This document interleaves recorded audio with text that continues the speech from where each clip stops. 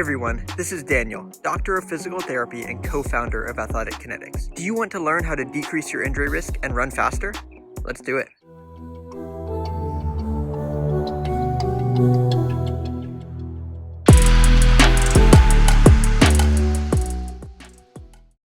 In our last video, we looked at two aspects of running form that anyone can look at to determine if they are running efficiently or they're putting themselves at risk for injury. We looked at a runner's stride length and learned how to identify if they are overstriding or understriding. Overstriding occurs when a runner makes their initial contact out in front of their knee and far away from their center of mass.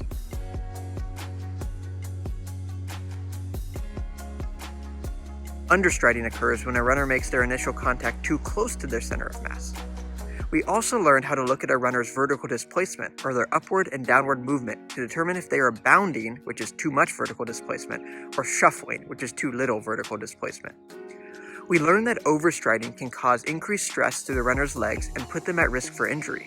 It also can decrease a runner's speed and efficiency because it encourages the body to put on the brakes. Too much or too little vertical displacement can decrease push-off and propulsion and can decrease a runner's performance as well. Now that you understand how to identify these gait faults, today is the fun day. Now, I'm going to show you how to decrease your over or understriding and to optimize your vertical displacement to help you run your best without fear of injury.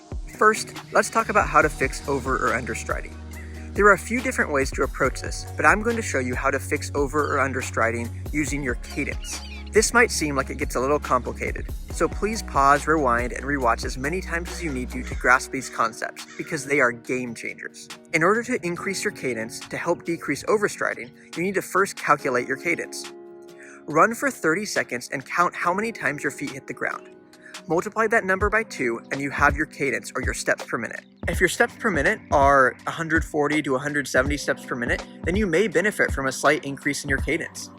If your steps per minute are above 190 steps per minute, you may benefit from a slight decrease in your cadence.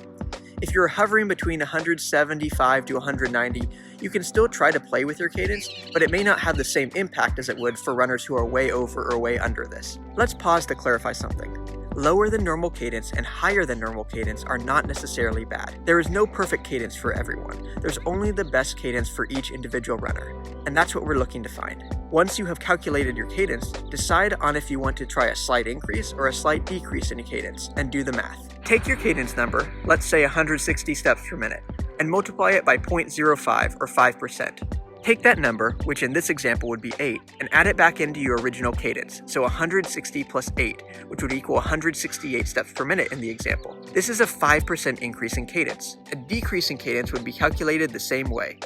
Take, say, 190 steps per minute and multiply it by 0.05. You would get about 10. Then 190 minus 10 is about 180 steps per minute. Next, download a metronome app and input the number you got into that metronome. So in the first example, you would input 168 beats per minute into the metronome. Put your headphones in and run with the metronome, trying to keep beat. Try to run so one of your feet hits the ground with every metronome beat so that your cadence matches the metronome beat.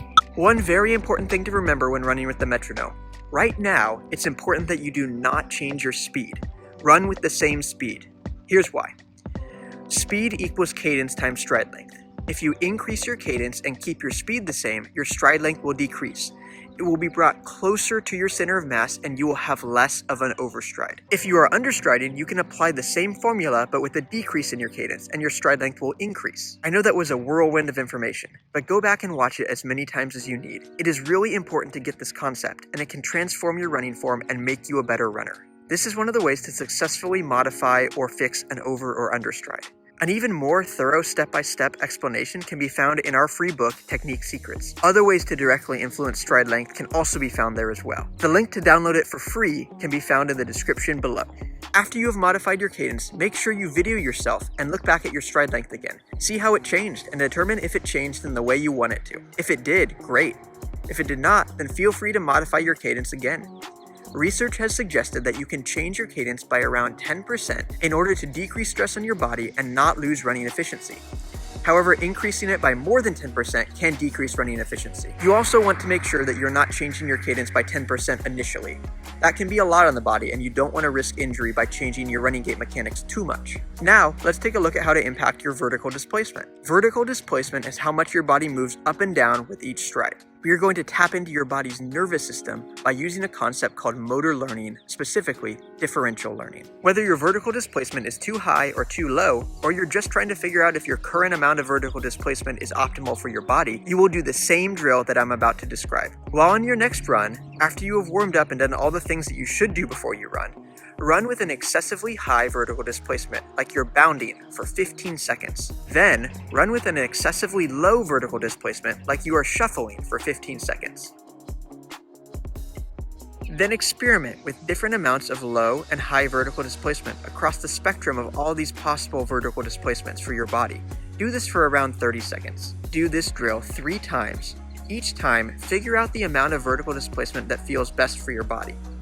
Then, finish your run focused on using that amount of vertical displacement, the one that you found that felt best for your body. Do this for each of your runs for the next week. By the end of the week, you should be doing this drill, settling in on what feels best, and then not thinking about your vertical displacement for the rest of the run. This drill seems super weird, doesn't it?